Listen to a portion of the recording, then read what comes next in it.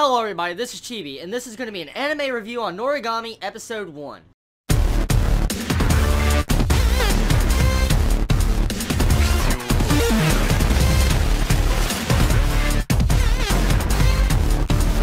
From the fabled producer, Studio Bones, comes a very fluid animation that really makes me think, is this like a Monogatari type freaking animation?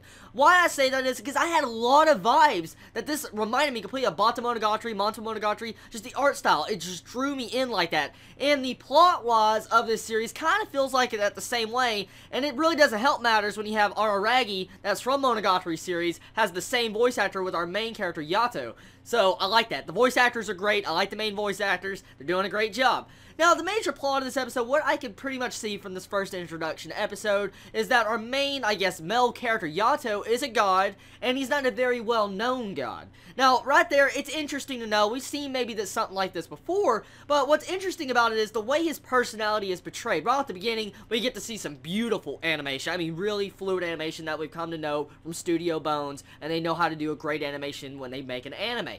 Now, let's say right at the beginning, they really show off with their freaking budget when you have the fighting scene with the yokais and you see just the Yato fighting around, slicing a sword. Just, they did a really good job on the fighting scene right at the beginning, especially when they went all out with that BGM music. The BGM really complemented those scenes, and it felt like it actually had a very dark atmosphere feel to the series right at the beginning. Because you have this one girl that looks like she's isolated from everyone in the entire class, and they'll say, you need to die, go fall off a hole, go fall off a cliff, and just slit your wrist or whatever. And that's what the people were saying to her in her mind, and I think she was actually hearing that, and so I'm guessing she got so depressed she was asking for someone to save her, and that's where Yato comes in right at the beginning of this episode.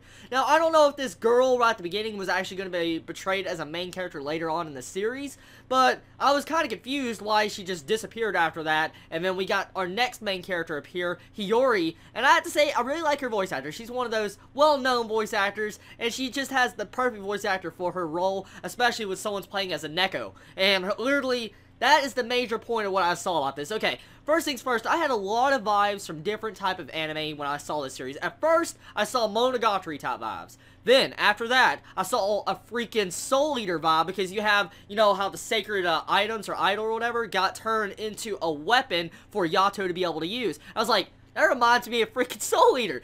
I mean, it doesn't, there's more vibes that go on later on this episode that really get discussed. Like, for instance, you have the section to where our main character saves Yato and pushes him out of the way in front of a freaking bus that's about to hit him. And he's about to save a cat. Well, it kind of reminds me of the instance of Yu Yu Hakusho when, you know, Yusuke basically jumped in front of the car to save a little boy. That's exactly what Hiyori did, and when she died, her, like, spirit left her body and saved him still. So, I had a lot of vibes also from Yu Yu Hakusho, and that's creepy at that. And then there's another vibe. I was shocked to see so many different elements of other different anime used in this, but it didn't feel like it was copying it completely, and there's enough comedy in this episode that kept me interested. I like this episode. It did a good job on its first introduction episode. It does have some really high animation, but Studio Bones, this is their average type of animation for Studio Bones. The characters are likable. I like the personalities. The introduction was great. Finding out that our main female character is basically her soul is a Neko, and like her body, her like soul out of her body will keep falling out, and she'll have to get used to that from now on. Adds a very interesting plot twist and combination of characters. I can't wait to see what is going to happen. Now, I want to stay tuned to this anime. A lot of people were saying that this anime might have been anime of the year. To be honest, I don't really see that so far. This anime is good, but it is not the best I've seen so far this year. So, I'm going to state that now. That is clearly in my opinion, but I know a lot of people have other opinions completely opposite from mine. So, if you enjoyed this episode of Noragami Episode 1, let me know what you think about it. Did you read the manga? Did you enjoy the manga? Did you watch this episode? And if you watched this episode and you're still listening to this review, let me know what you thought about this episode, and what do you think about the characters in the whole, and the entire plot twist of the different vibes of different anime. You all have a wonderful day or night wherever you live. Please stay safe, everybody. Chibi out.